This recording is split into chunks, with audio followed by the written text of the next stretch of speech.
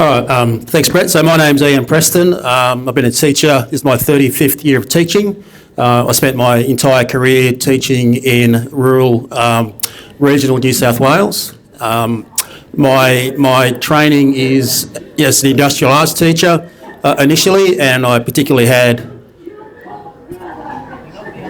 Yeah, you know, Yeah.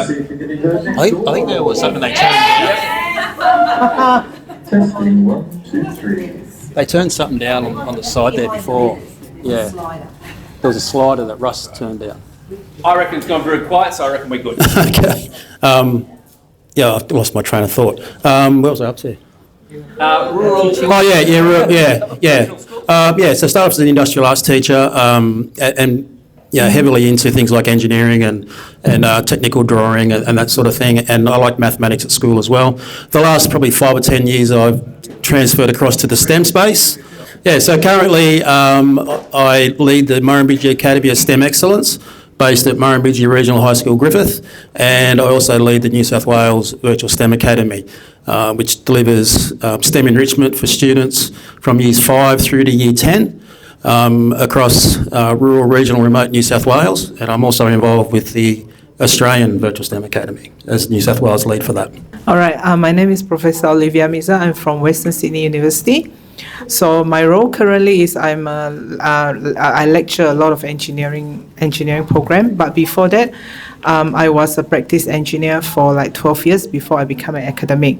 So now I'm officially qualified forensics engineer. So I don't design anymore. When things falls, I go and fix it. So that's my passion. That's why I'm doing engineering. So now in the school, I'm very passionate about women in engineering and also Indigenous. So when like 5 years ago, when I was an associate dean engagement for the school, so I initiated a program called Aspire Program for Indigenous students. The reason is I was shocked, like when I went to an event, a girl came like as an electrical engineer, and then she said like, like Indigenous are originally engineers, but not a lot of us are doing engineering. And she was teased because as a geek, because she did engineering. So from there, I start like, how do I help these Indigenous? So what I did is like before doing the Indigenous program, I go and talk to a lot of the community in the Western, as we all know, Western Sydney has a very high Indigenous population. So I go to the community, talk to the elders, talk to the parents, talk to the teacher, and then see what I can help. So Aspire program was the one that I did. So it was good. Like now initially I start with nothing. So just now when we were when the other panel were talking, they said when you initiate a certain program, you need funding. I started with zero funding, but I asked industry to help me. Now currently we have a support more than $500,000 after 5 years. So later I'm going to talk to you. Oh, T-Rex as well, my favorite. T-Rex as well. T-Rex. Just out of curiosity, because obviously if you're doing lots of regional sort of work within STEM, as I cast my eye in your direction, I can see Jackie Carpenter over there. So have you ever worked with One Giant Leap before? Have you not? So very, very quickly, I'm going to be very cheeky. Jackie, do you want to be able to give a 30-second sort of explanation of what you do within the STEM field and how inclusive that is? Because she does some like tremendously cool stuff. Jackie Carpenter, One Giant Leap Australia. We do things like link schools to the space station to talk to astronauts in real time. We are part of the Australian rover mission. We're putting Australia's rover on the moon. We're doing an experiment on the moon. Next year we're growing plants on the moon. It's called the Australian Lunar Experiment for the Promotion of Horticulture. I put wattle seed on board the space stations for 7 months and then distributed to 300 schools and did Wattle Happen to the Wattle.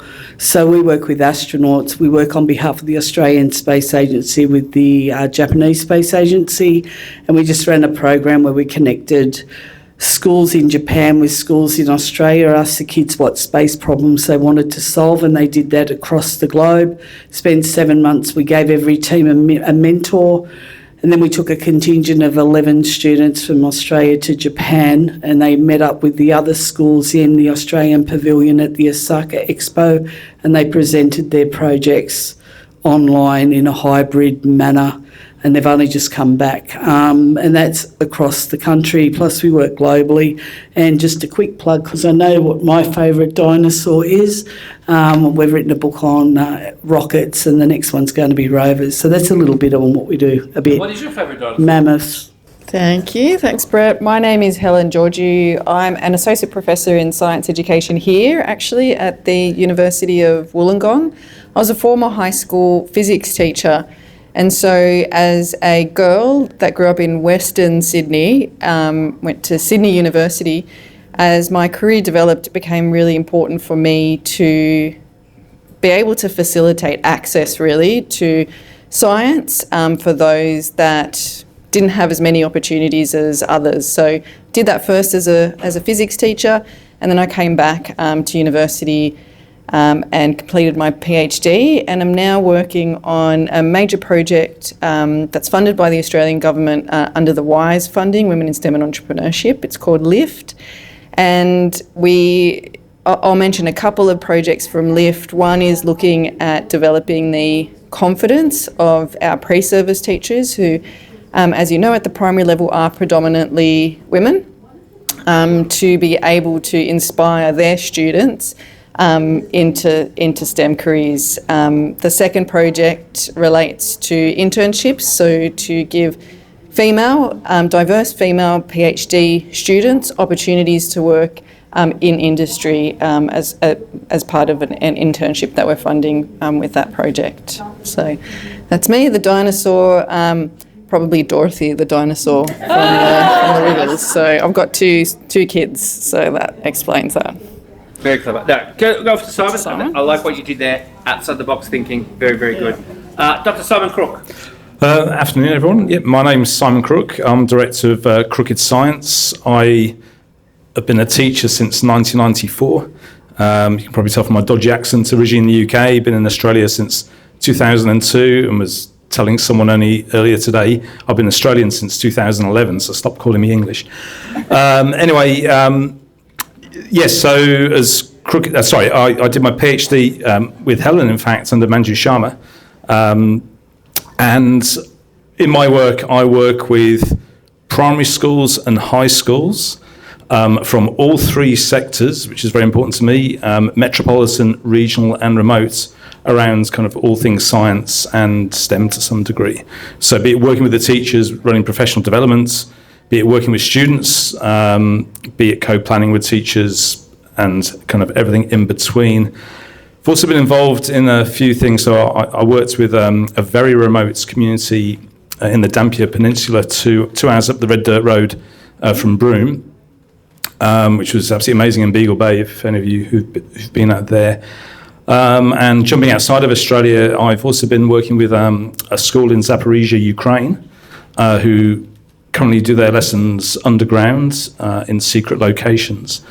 Some of them working as refugees in countries like Bulgaria as well. So just trying and actually connecting them with schools in Sydney on some amazing STEM projects. In fact, around accessibility for some of the Ukrainian sites that don't have, it's incredible the kind of like the contrast, but wheelchair ramps for people to visit kind of medieval Ukrainian sites. And so we did this collaboration with some schools, and about to link in with a New York school and linking them with some Australian schools as well. Oh, favourite dinosaur, I'll say an osprey. What are some of the barriers to be able to get some of these ideas and get some of these initiatives off the ground? What are some of the barriers and how do you get around those barriers?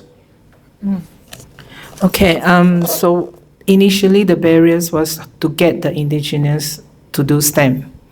I went to visit more than probably like 50 high school students, high school, and talk to them.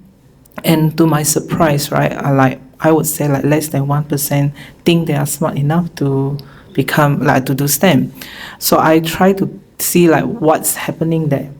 So not to to be negative, but because of the school are playing the ETA game, so they always encourage the lower student, rank student not to do maths. I don't think that is right.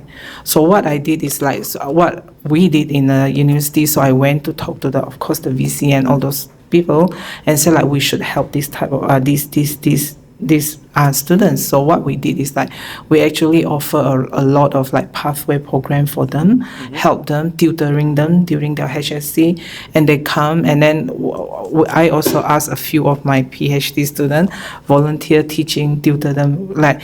The first lot that come in 5 years ago, our degree is 4 years, we have graduated 4 Indigenous students who are doing engineering. So that was the barrier. So I think when you see a barrier, do not stop. You just go ahead and try to, like what Amanda said, right? When things stop, you find another way. It's hard. It's very hard. Initially before the Aspire program start, we only have 20, maximum 20 Indigenous. Now we have over 68. Wow. 68. If you leave it to year 12 to try and convince someone what they potentially could do in their tertiary study, that's way too late. The earlier that we can intervene and show pathways and opportunities and passions and love, the earlier we can do that, the more likely we are. The trouble with that is that it takes time. Yeah, of course. Ian, I'm going to come to you next from a rural perspective about how we actually intervene and catch those kids. Yeah, so I totally agree with you. So what I did is I go to the community. Indigenous, they are very protective of their community. So I have to learn, culturally how to be respectful, how to approach them. You don't just go and say, hi, I have this program, and then would you be interested? No. I learned that with Indigenous, you have to go and just have a chat, how are you, what is your family, and then second time, do you want to have lunch with me? And then the third time you tell them, then they will go. And then also go to the leader of the community. They are very powerful. And then to my surprise, I have worked with probably 4 or 5 leaders of the community. 3 of them are female, and they are advocate of getting the younger generation into STEM, which is to my surprise. Our program is targeted at rural, regional and remote students as a collective. But within that target market, we prioritise females and Indigenous students. So that's always front and centre of all the programs that we do. The shortage of teachers in rural locations is real. We talk about the drain in the other sessions today about the employment drain and the skills drain and all those types of things. I can tell you from first-hand experience the teacher shortage in rural New South Wales is a real thing to the point where my own school of 650 students is something like 12 teachers. There's 12 vacancies available. And that's been the case for several years, and we're not alone. There's many other schools in our area that are in very similar situations. So to get STEM to happen, which essentially is extracurricular, in that environment is very, very difficult. And I've been very lucky in my school that I've had very supportive principals who have seen that the benefit, and I suppose taken a chance and given me a chance to make our academy work, and from that we've been able to create other programs like our New South Wales Virtual STEM Academy and other programs that we run like Women in STEM, Deadly STEMers, which is targeted, as the name suggests, specifically at Indigenous students, which we proudly won a Secretary's Award at the Public Education Awards this year for our Deadly STEMers, and our school actually just recently got awarded the best STEM program in Australia across all sectors through the Educator. So we're showing firsthand that even though we've got lots of barriers and we're in the rural locations and we're short on teachers, that we're actually able to make these things happen. So the way that we do it is through the academy. It's multifaceted, and I'll also point out that there's also academy here in the Illawarra, and my good mate and colleague Ross Taunton over there, give us a wave. Russ runs the Illawarra Academy of STEM Excellence, and you may have heard him talk earlier today. But we work on a hub and spoke model where my school is the central school. part of my job is to upskill staff. I talked about the shortage of staff, and when you have shortages of staff, you often find that it's in those critical areas, like your science teachers, like your maths teachers. Getting a physics teacher is really difficult. For my boss to release me from my role, with engineering and stuff for the last 5 or 6 years, I've been really appreciative of that. So part of my job is to upskill staff and train staff and make them confident and comfortable and to integrate STEM programs into the school. But we also work with our primary schools, and we bring those people in as well. So our program actually runs from kindergarten right through to year 12. And so we're trying to get that pipeline where we're connecting with our kids in primary school, we're connecting with their teachers. We have a large network, and we're now seeing, for example, I've got kids in my virtual STEM academy, but I'm teaching now that are in year 10, which were in my first cohort as year 5 students in 2021, I think it was, when I started with 8 kids as a little trial. And as I said, Russ, my friend and colleague over there, is now also involved in the virtual STEM academy, and this year we'll reach over 1,000 kids in more than 70 schools across central, primary and high schools in New South Wales. So I don't want to take up too much time from other people answering, but that's just part of what we do. Our program is multifaceted, and if you'd like some more details, I'm more than happy to talk to people afterwards and connect. Particularly from an academic's point of view, how do we actually measure the impact? Like, it's easy to say, let's get an initiative up off the ground, but how do we measure the sort of the long-term impact of some of these STEM initiatives, particularly the ones that are with a diverse inclusion sort of aspect? Yeah, so it's actually famously very, very difficult to measure the long-term impact of these large-scale programs, and there are people that are trying to do it, like the STEM Equity Monitor, which is a government initiative. You can look to see how those individual measures have changed over time. But in terms of like individual programs, like the project that we're funded under with the WISE grants, many of them actually don't ever have follow-up reporting, because the grants are 3 years, 3 years in duration. You report back to the government. There's no requirement to actually look at the long-term impact and, in fact, even, build in sustainability of those programs. So unfortunately, a lot of these programs do get conceptualised and they get run and then they stop and then there's nothing. And that's a really, really big problem. And we've tried with our program to build in that sustainability and to build in that research so that we can report on something a little bit longer term and a little bit more substantial. But that's only because we have the expertise in the team. Like, I am an educational researcher, so that's my job. So hopefully we can see, something quite positive from that project. But individually, there's lots of people doing lots of different things for inclusion. And I think in those contexts, what I would say is that sometimes it's not super important to focus on those sort of long-term, that long-term feedback. Like, you just realistically don't have the capacity. And, that famous saying in statistics of, like, you can make numbers say whatever. Well, what is it? I have a Homer Simpson quote that... lies, damn lies and statistics. So, like, you can make numbers say whatever you want them to say. So I would say focus on the stories. So even if it's not like a quantitative, statistical, story that you can tell the story of what those outcomes were from your point of view. That's so valuable, that's so rich. And also focus on the process. So how did you get there, and what did you do, and what systems did you put in place to get that success? Because the success is not that output, it's those systems that you put in place to get there. And sharing those things then are very valuable for others. From your work with Crooked Science, but then particularly for a school that wants to dive in, what's a good quick win? What should they do to have that early victory so that they have the momentum, so they have the desire to do more? Thanks, Brett. Yeah, it's a little bit crazy, short answer. Fortunately, in New South Wales, they change the syllabus every 2 years, which tends to keep the work coming in. Once in a lifetime curriculum reform. Once in a lifetime. Every 2 years. As I said to the director of curriculum of NESA at a very big conference in the holidays, when are we going to have the assessment reform?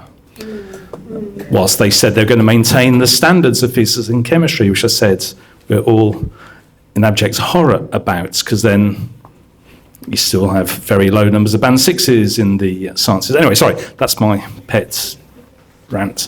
Anyway, sorry, I digress. So, yeah, look, it's a very strange gig, but yeah, all of that. So, getting out there and having to change pre-COVID, post-COVID, what I was thinking about even coming into today, so I'm kind of working an answer I already had prepared, so to speak, is previously when everything was face-to-face, like if you're talking about regional and remote teachers, they would have to spend at least a day travelling, then they get to wherever the professional development is, and then at least a day going back. So that's at least 3 days out of school. So you've got the cost of the travel, the cost of the accommodation, you've also got the cost of the casuals and all the rest of it. So it's just an incredible cost.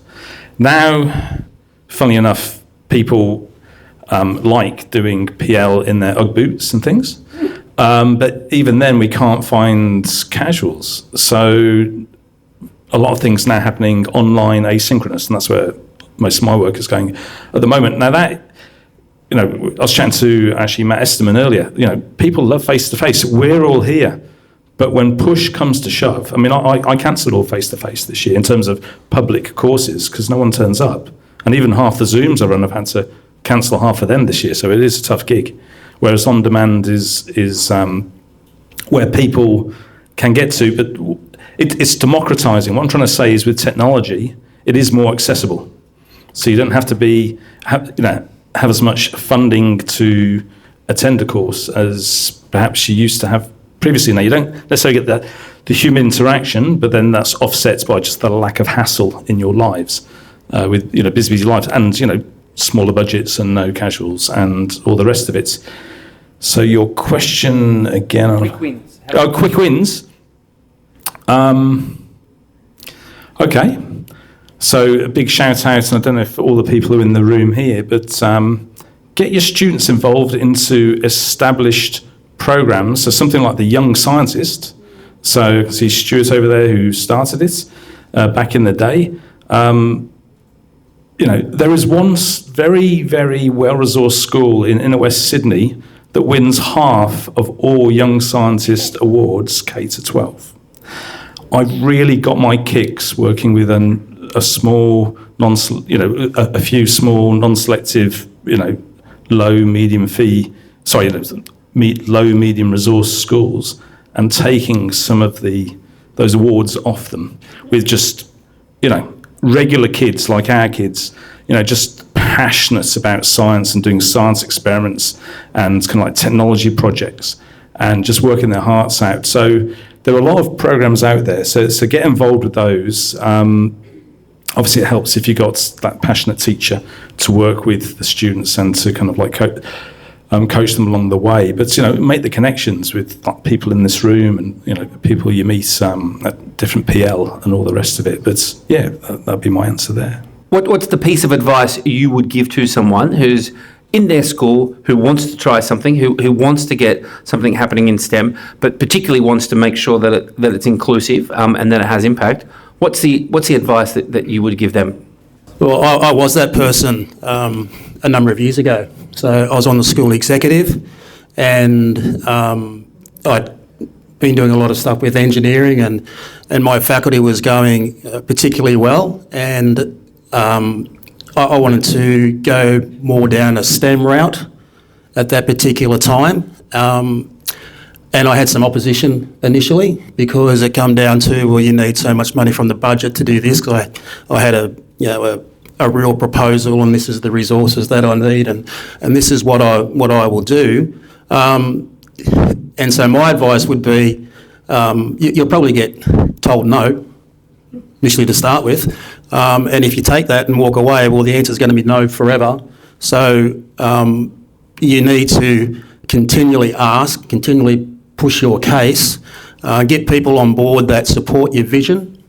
Start with the people that want to run with you and play ball with you, and then build that momentum. But basically, don't give up, keep going, because if that's where you want to go and you feel passionate and you know that you can make a difference to student outcomes, which is what we see and what Russ sees as well, then just don't give up. Don't take no for an answer. Olivia? Nothing is impossible. So, like I agree with what Ian said. Like when you go and approach somebody, don't take no for an answer, but go with a strategy. But then don't over strategize. Make it simple. 1 or 2 strategy. Promise people in a small way, but thinking like you think within yourself you can do this much, but promise people this much. In that way, I've always done that. Even with my, I have a consulting. I always say like I can only do this, but I deliver a little bit more for them, and then in that way, people will have trust in you. Once people have trust in you, then you can do anything. I think mine has got to do with that access. That's what I'm really interested in, and I think for access, you really have to think about providing those opportunities. So as part of our projects, a couple of things stand out to me. With our pre-service teachers, so these are the students that are training to become primary teachers, they don't like STEM, which is crazy to me. That's, it's a very confronting thing. They don't like they tend not to like science. They definitely don't like engineering.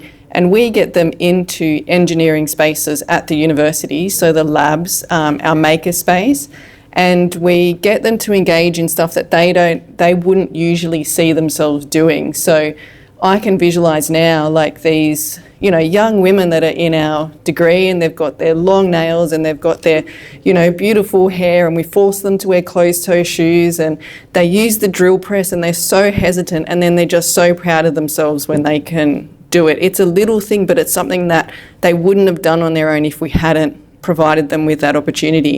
And the second example is from, we took this activity with our recycled plastics project into a Western Sydney primary school, and the teachers were very concerned because we had weights, we had hot sandwich presses, there was some dangerous equipment, we had a laser cutter out there, and they said, no, this stage 3 class can't do this one, we're a little bit concerned, but it was those students that really, and they did try to touch the things when they shouldn't have been touching them, but they really shone in that environment because it's sort of it's the cliche of STEM projects, but it gave them the opportunity to practice skills that they wouldn't usually at school. They were creative, they were hands-on, and they absolutely loved it. We got feedback that, parents were mentioning it at the next parent-teacher interview because it just made such an impression on them. So create those opportunities to actually provide that access to students, those situations and contexts that they wouldn't usually find themselves in. And Simon, to conclude for all of us? Okay, so I would say if you're going to embark on a STEM project, think about how you can be inclusive, how you can collaborate to help with inclusivity. So if you're a non-government school, can you work with a government school and vice versa? If you're metropolitan, can you work with regional colleagues? Can you work with people internationally? Can you work with remote communities? So it doesn't have to be through your contacts, but maybe through some of the students in your care or through some of your colleagues, or, in the case of what happened with myself with Ukraine, a podcast you listen to. So where can you make those, where can you add value to other people whilst benefiting your own students in your care? Thanks so much. Can I have a round of applause for all of our guests?